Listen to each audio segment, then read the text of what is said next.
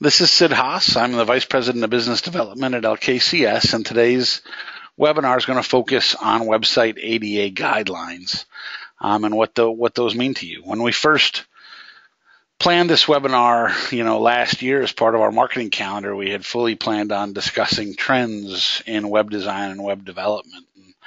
Over the year, it became readily apparent that probably the biggest trend was, this web accessibility and ADA guidelines. So we've shifted gears a little bit with the webinar, and we're going to focus today on those ADA requirements. We'll talk about it in great detail, and hopefully, get you all the information that you're looking for. For those of you not familiar with LKCS, we provide a wide variety of services to financial institutions nationwide. The company was founded in 1961 and currently provides a wide array of marketing and e-marketing solutions. So obviously web development and electronic marketing, social media, email marketing is a very large part of what we do and fits right in with the topic of today's webinar. So when we talk about web accessibility, I just want to make sure that everybody understands what web accessibility means. And it basically means that people with disabilities can use your website effectively. And when we look at the language in that Americans with Disabilities Act, it means that all users must be able to perceive, understand, navigate, interact with, and contribute to your website. And your websites must provide equal access and equal opportunity. That sounds easy. It sounds like common sense until you realize how different people with disabilities use the web. And there's all sorts of assistive technologies that people with disabilities use to use your websites today. So we have to make sure in these pictures that your websites are obviously, compatible with keyboard navigation, and that you have video captions and audio captions, available for any animations, that you have large links and buttons and controls, and, your websites must be able to be read by screen readers. So the link down at the bottom of this slide is actually a really, really good resource for you.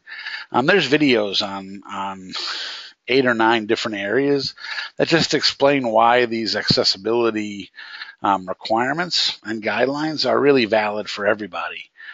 And what I mean by that is that not all accessibility guidelines are solely for, highly disabled people. It actually improves the usability of your website for everybody.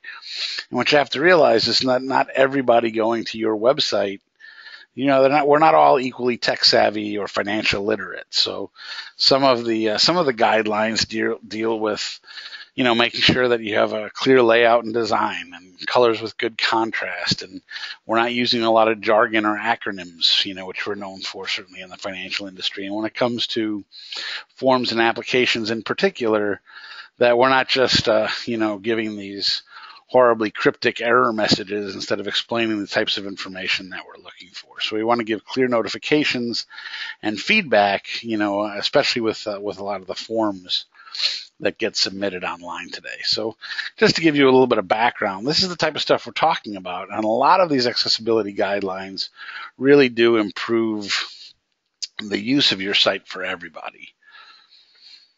But the reason that this has become such an important topic, and probably the reason that you're all here, is you're understanding that financial institutions are the most recent targets of threatened lawsuits. There's at least one, if not more than one, law firm. The one that I'm thinking of is out of the Pennsylvania area, but they're sending out threat letters to banks and credit unions nationwide with websites where they've identified, some accessibility issues.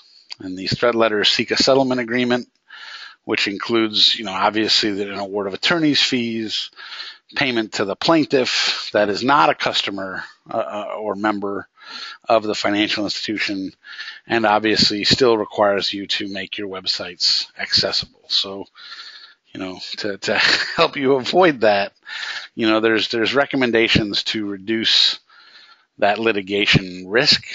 And the first recommendation is to be proactive. You want to take action to address web accessibility issues now. You'll see as we move along, but this is much less expensive to fix your website than it's going to be to settle a potential lawsuit. Don't wait until you receive that demand letter to implement an ADA web accessibility policy. Implement that policy to affirm your commitment to compliance, how you're going to get there, how you're going to measure compliance with these ADA regulations, how your people are getting trained in web accessibility, how you're reporting that to management, and how you're going to monitor your website for ongoing accessibility issues. And we're going to discuss how to do all of this in the webinar today. So when I use the word compliance, I use it very sparingly because there is no such thing as compliance right now when it comes to the Americans with Disabilities Act or website accessibilities. The Americans with Disabilities Act does not at all directly address website accessibility. It does not include any technical standard for determining compliance. Okay, and that's really important for everyone to understand. There is no such thing right now as true compliance with the Americans with Disabilities Act. However, the Department of Justice, who's responsible for enforcing the Americans with Disabilities Act, has held that the requirements of that act are not limited to physical places and that they would also apply to websites. And there are a number of court cases that have held that up as well. So the courts have agreed that the Americans with Disabilities Act extends to websites. Where this falls short is that the Department of Justice has not yet issued a technical standard saying how or what requirements your website needs to meet to be quote unquote compliant with the Americans with Disabilities Act. And they're not expected to issue their set of guidelines before next year, before 2018.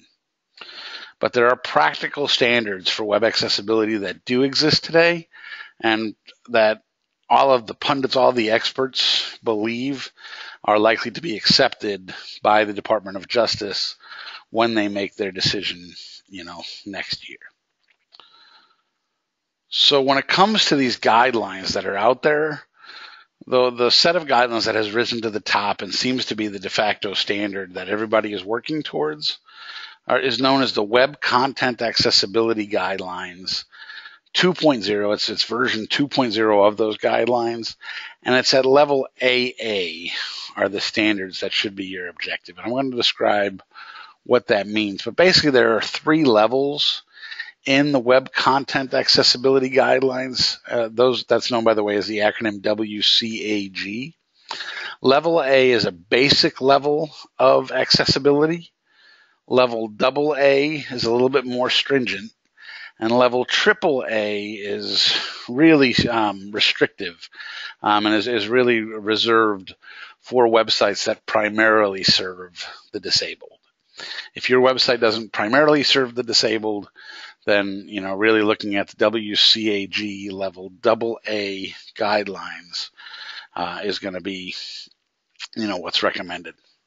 These guidelines explain that your website must be perceivable, and I'll give you some examples of what the guidelines mean by perceivable. When you have images, photos, logos, other graphics on your website, you need to make sure to provide text alternatives for that non-text content. And when you're talking in for the web designers and web people in on the presentation today, that means you're going to want to make sure that you have alt tags assigned with every one of your images, and that those alt tags are relevant and you properly explain what that image is.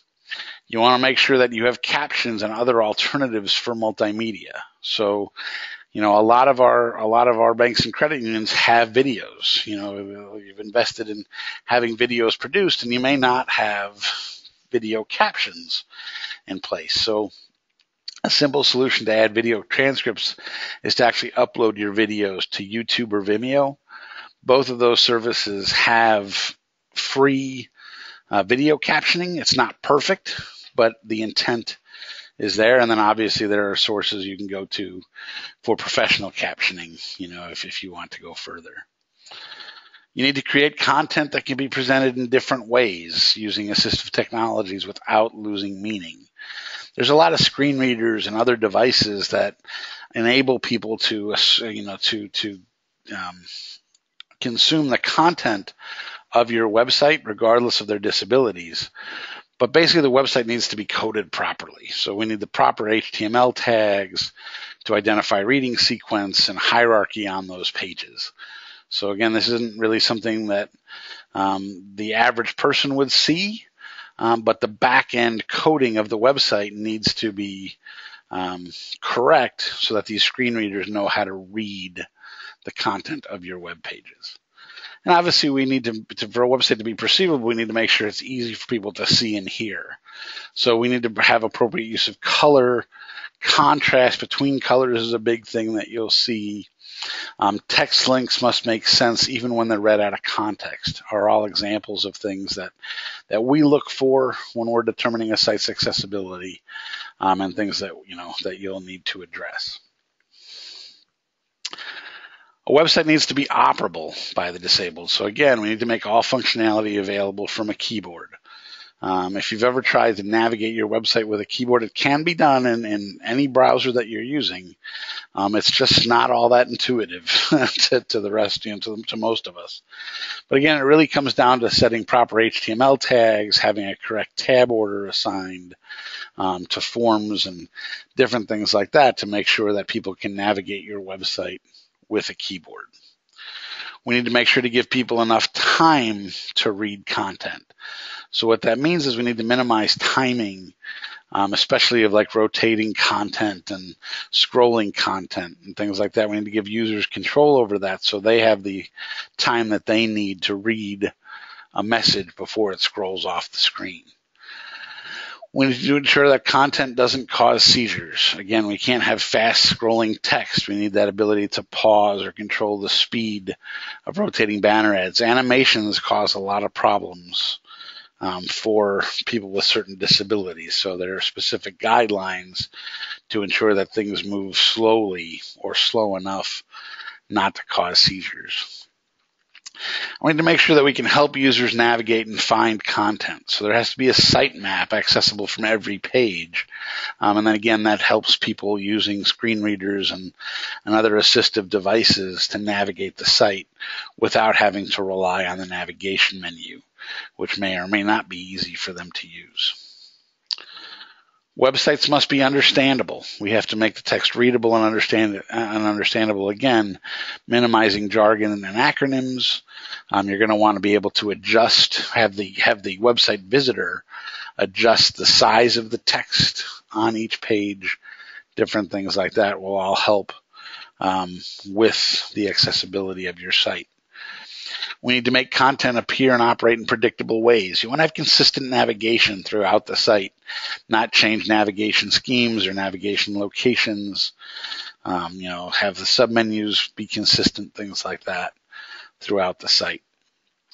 You want to help users avoid and correct mistakes. Again, when it comes to forms in particular, electronic forms, you want to make sure that you're labeling the form fields properly, that you're giving user-friendly error messages. If there's a field that's required, make sure if they submit the form without that field, that there's a friendly error message explaining that the field is required. And then you want to confirm that the form was submitted properly. Again, these are things that help everybody, not just the disabled. And the site must be robust. So obviously there's a lot of assistive technologies out today. Just like the web is constantly changing and technology is constantly changing, these tools that the disabled use to consume web content are changing and improving all the time. So we have to maximize that compatibility with all of these current tools that you and I don't use on a regular basis.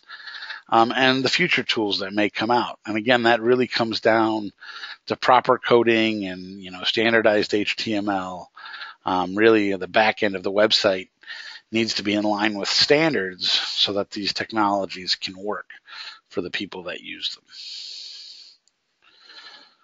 So to actually evaluate the web accessibility of your site, you're going to need a tool to scan your website. It's very difficult without any of these tools to actually look at a web page or at an entire site and identify, which elements on that page meet or don't meet these guidelines. But it's not quite that easy. So even though you have a tool to scan your website, and I'll show you examples of them, many of these guidelines need to be verified manually. So we can, use a tool to scan your homepage or your entire website. We can identify that, the site has alt tags, for example, for every image on that page. But the computer or these scanning tools can't tell you that alt tag, that description, actually adequately describes that image. It's going to know the alt tag is in place, but it's not going to know, if that alt tag is relevant. So if you have your logo and the alt tag is logo, technically you'll pass the test that says you have an alt tag in place, but that's not an adequate description of the logo. It needs to say, your credit union's logo, and potentially with the logo there might be a tagline, or you might have, the equal housing lender and, insurer logo on there. So things like that need to all be included in the alt tags. And that's just one example. Some of these scanning tools that I'm mentioning are free. So here's a couple of them that you can use today. You can go to wave.webaim.org or this A-Checker tool. Pop in, the URL of your homepage or any of the inside pages of your website, and these will give you a very accurate, list of any items that you may need to address for website compatibility. There's a lot of tools that aren't free. There are several subscription-based tools out there that provide additional benefits over these free tools. Some of those benefits include the ability to scan the entire site instead of just one page at a time, which you can imagine how much time that will save, you or your web developers. They provide reporting.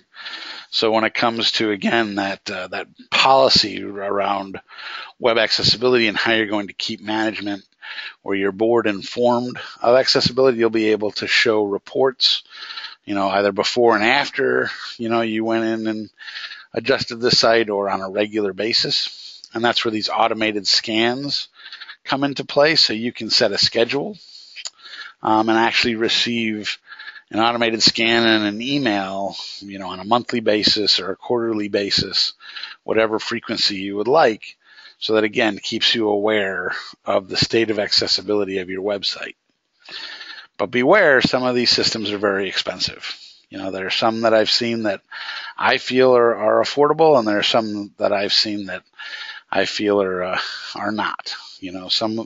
Some tools I've seen are upwards are higher than $2,000 a month, for example, which I think is a ludicrous expense compared to some of the others.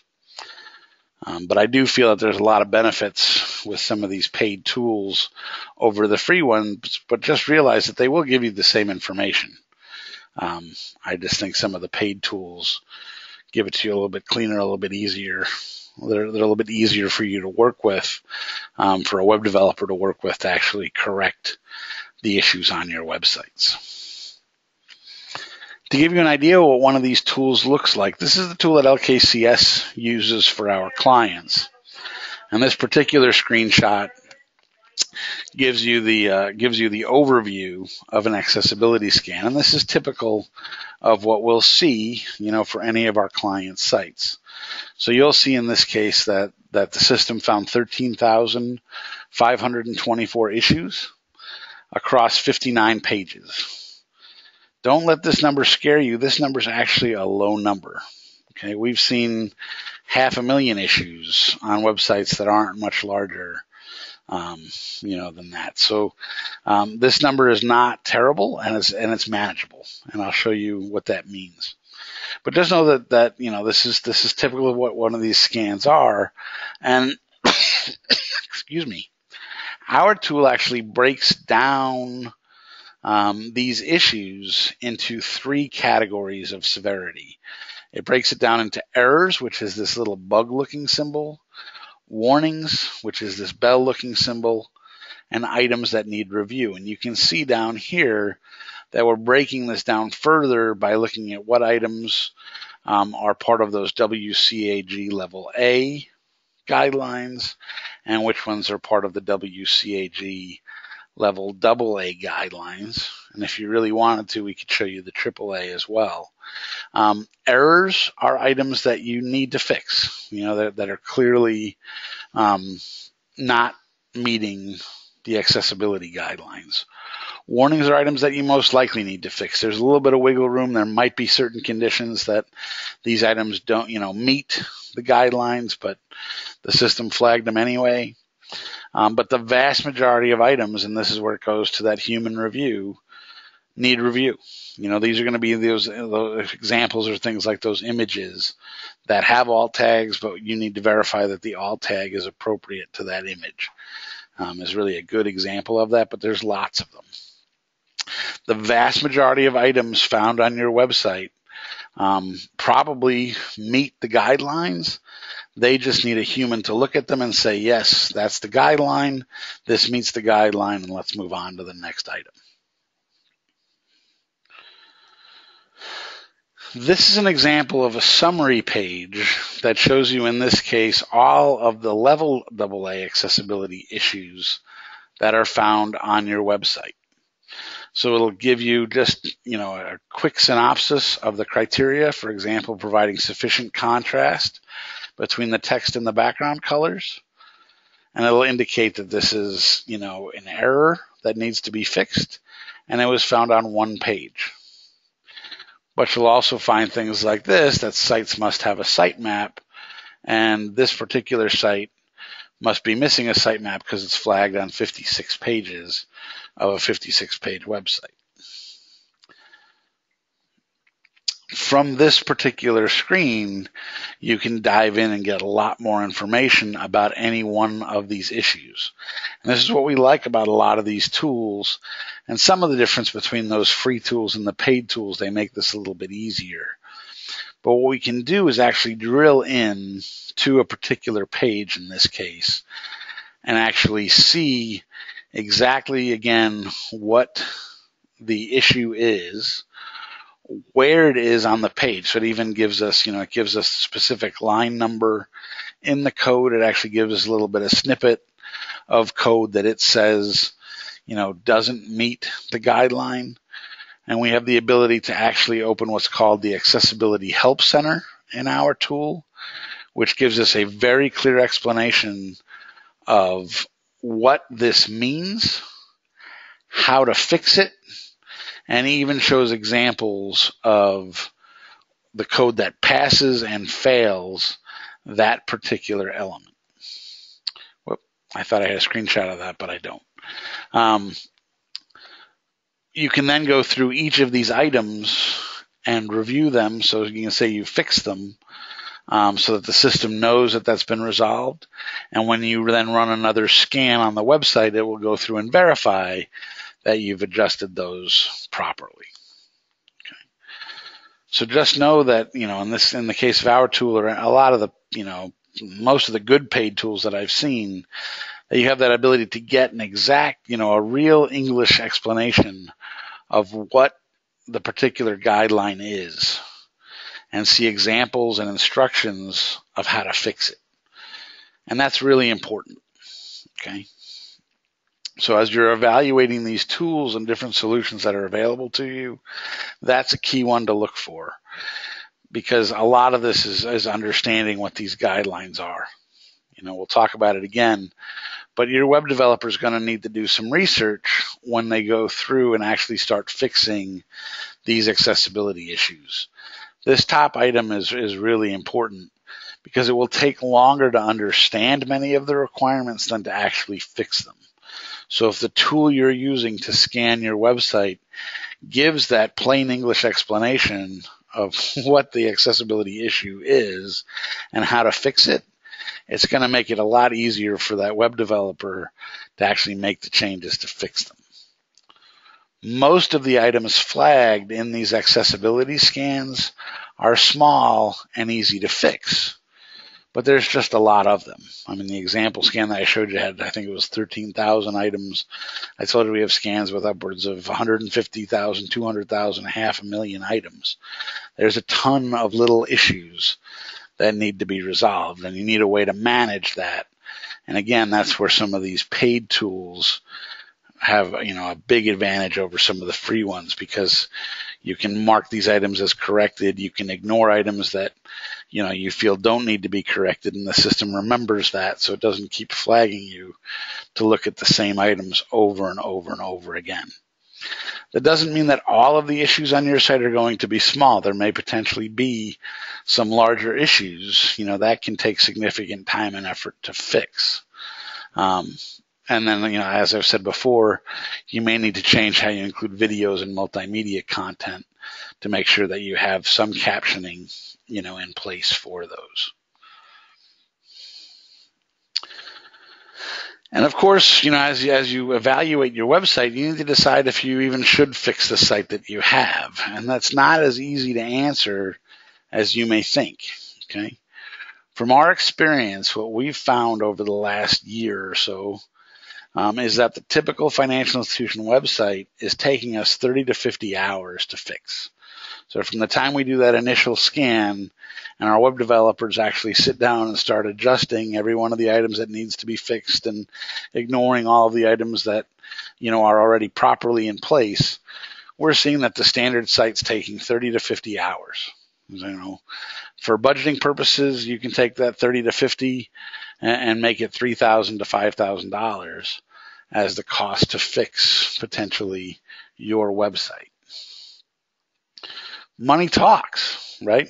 I mean, is your site, before you go through the exercise of bringing your site up to web accessibility standards, is your site due for a redesign? If it's old or outdated, you may choose to save that $3,000 to $5,000 and put it towards designing a site, knowing that a site designed by a capable web developer today is going to be accessible out of the gate. Is your current site responsive? Is it mobile friendly?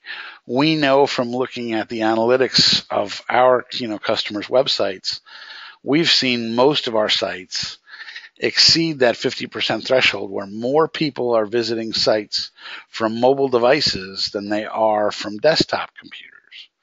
More people are coming in from phones or tablets than they are from regular computers. So again, if your site isn't responsive, you can choose to invest the money to make your site responsive, and then also invest the money to make your site compatible with the web accessibility guidelines. But again, it may be better off for you to save that money and put it towards redesigning the site. And then, of course, are you able to manage and update your site as easily as you need? Web technologies have changed greatly, over the past 5 to 10 years, even over the past 3 years. Content management systems and web tools and different solutions have come out that have made it much easier for our customers to update their sites on their own. And again, all of these things factor into that decision. So, as you look at kind of your web strategy overall, it may behoove you to consider redesigning the site before you just fix it for ADA compliance. But either way, obviously we and other vendors can certainly help you. There's a question that popped up, which is, do all financial institutions have to have something implemented by 2018, or do we have a deadline? There is no specific deadline. Again, there's no law currently on the books that states that your website has to be compliant or has to meet these web content accessibility guidelines. It's coming, but I think that there's no particular date that anybody has in mind. But with that said, lawsuits are being threatened every day against banks and credit unions. We haven't seen any of them go to court yet. We know of a lot of them, these threat letters that have gone out that have resulted in settlements with the law firms sending them. But while there's no date that you have to have your website accessible, you have to be aware that you're a target of potential litigation today, and you were yesterday and the day before as well. But, this is an issue that's not going away anytime soon. We have not yet heard of examiners asking about it, but we have a feeling that that's coming as well.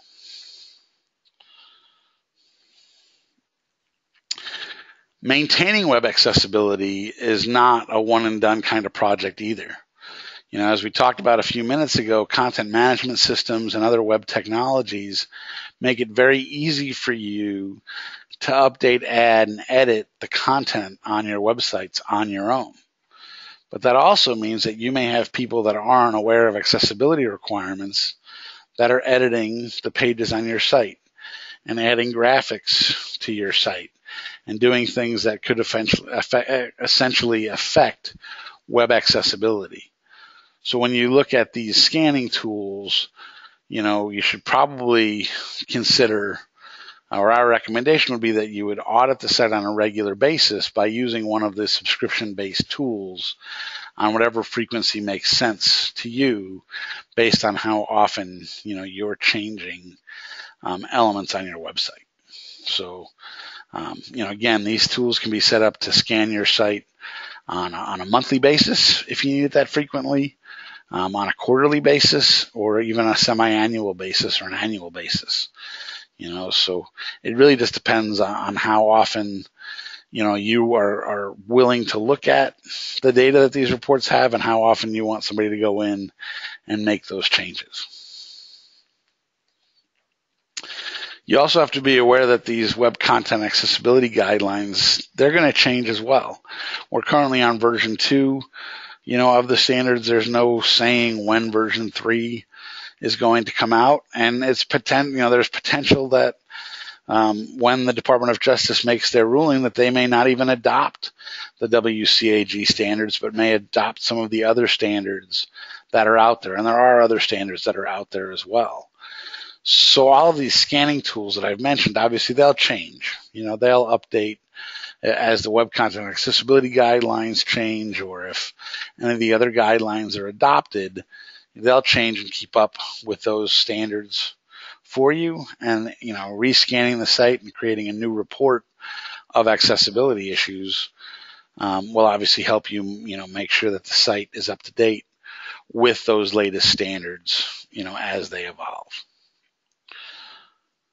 When it comes to LKCS and our accessibility services, we have the ability to identify, resolve, and monitor your website for compliance issues.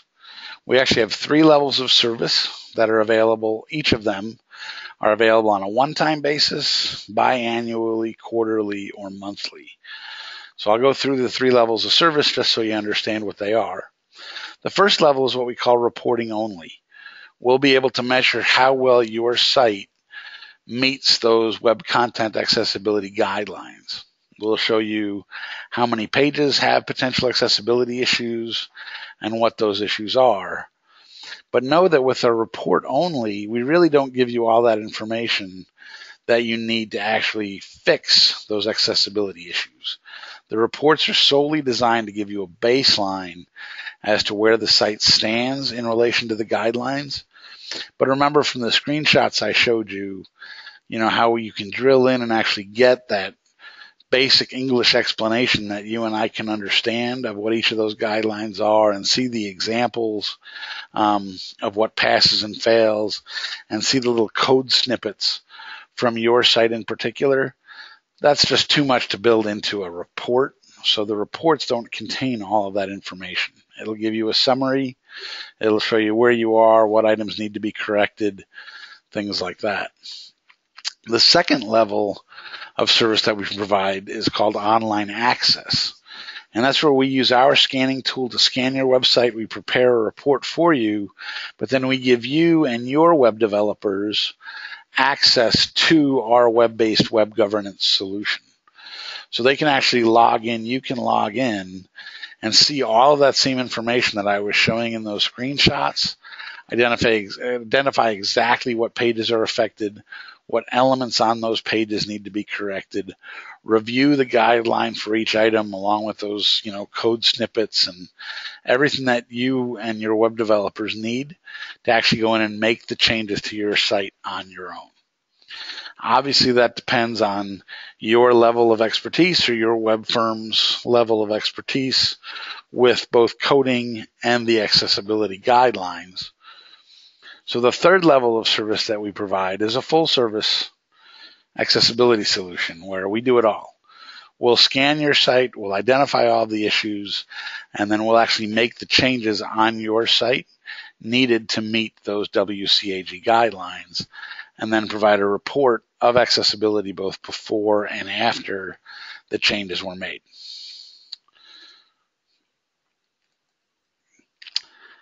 And with that, I've given you all the information that I have for today, but I'm certainly available to answer any questions. First question, not surprising, that popped up is on pricing. Feel free to send me an email after the webinar, and I can contact you, with more information about pricing. Obviously, it depends on a couple of factors, but we can certainly discuss pricing offline.